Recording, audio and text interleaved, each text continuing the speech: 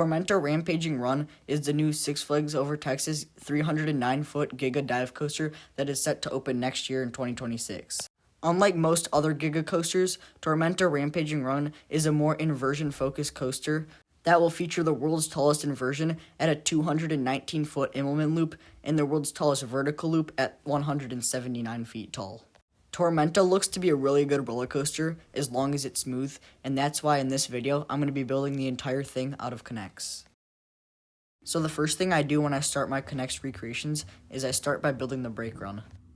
I think right now I built the brake run a little too low, so I'm going to expand it up by 1 block so I can make the brake run longer. And the reason for doing that is that the brake run is about the same length of the lift hill, so I have to make sure the brake run is long enough that I can fit the entirety of the lift hill in when I start building it later. So I raised the height of the brake run by 1, and I also extended it out quite a bit longer. And then I added in that final turn going into the brake run. After that, I began working on the cutback element that goes directly over the first drop. The first half of the element was pretty challenging to build and took me a lot of trial and error to get it right, but after the first half was done, I was able to just copy the same thing over to the other side to finish off the element. So now the cutback is finished. I think it's looking really good. The only thing I might go back and change later is it's not quite as overbanked as it should be. So if I have enough parts later, I'll probably go back and add support over the top to make it completely overbanked. After the cutback was done, I began working on the dive loop. I have about half the dive loop done, and I think it's looking pretty good. However, when I test it, it doesn't get completely up into the final brake run.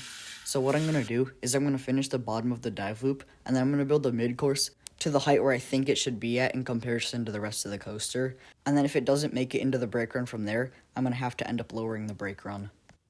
Now you may be wondering why I can't just make the dive loop taller, and that's for 2 reasons. The first and most important reason is that the Immelmann has to come down under these supports here and go up in front of the final brake run. And if I made it any bigger, the Immelmann would probably end up coming down behind the final brake run, which is obviously not accurate. And then the second reason is that this build is already going to get pretty close to my ceiling, and if I make this any taller, it's going to go over the ceiling, which means I'll have to move it outside, which I don't want to do in the middle of winter. So before I get working onto the drop off of the mid-course, I just bought a bunch of new KNEX. So what I got was 5 bags of the longest gray rods, and then also a ton of flexi rods. I also got a bunch of 3D connectors.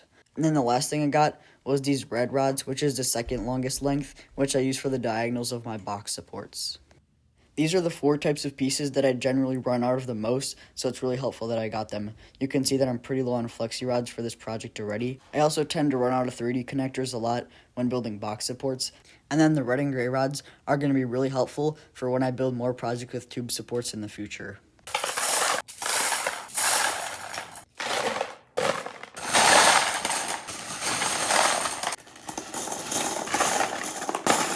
Back to the coaster now. I've been working on finishing up the dive loop, and I just have the track kind of loose dangling there, and I think the shaping's like pretty spot on. Now all I have to do is go through and add supports to support up the rest of the track, and then the Immelmann will be pretty much finished. So now I've finished the Immelmann, and it's time to start working on the drop-off of the mid-course. Now this part may actually be a lot harder than I expected, because I have to get this track right here to go right under these supports, and then up into the brake run. So I'm probably going to have to remove quite a bit of the support structure here, but I'm hoping I can make something work. Alright, so as you can see, I've finished the drop off the mid-course now, and I was pretty much right about having to remove a lot of supports, but this part right here didn't actually end up being the hard part. It was actually this side right here where the track curves into the final brake run, and yeah, you can see just how close the car gets to hitting that support structure. And this part right here, so when the car went into the final brake run, it was actually hitting this piece of track right here. So what I had to do was just like kind of force the track out of the way, but I ended up getting it to work pretty good. So overall, I'm really happy with how this second half of the coaster turned out, and I think the scaling between each element is pretty much perfect. So hopefully I'm able to make the first half of the ride just as good as the second half. Also, the train makes it from the top of the mid-course through the rest of the layout with barely any push, which is a good sign. Okay, so I've been building for a while, and I haven't really been filming any of this, but I got a bunch more of the coaster done, so I finished the rest of the mid-course, the second Immelmann, and then I've started progress on the vertical loop. So the mid-course was obviously really easy to build because it's just straight track, but on the real ride, the mid-course is at a slight incline, But I just kept mine completely flat because the coaster's already getting really tall and I want to save as much height as possible. After that, I built the second Immelmann and the small turn into the mid-course.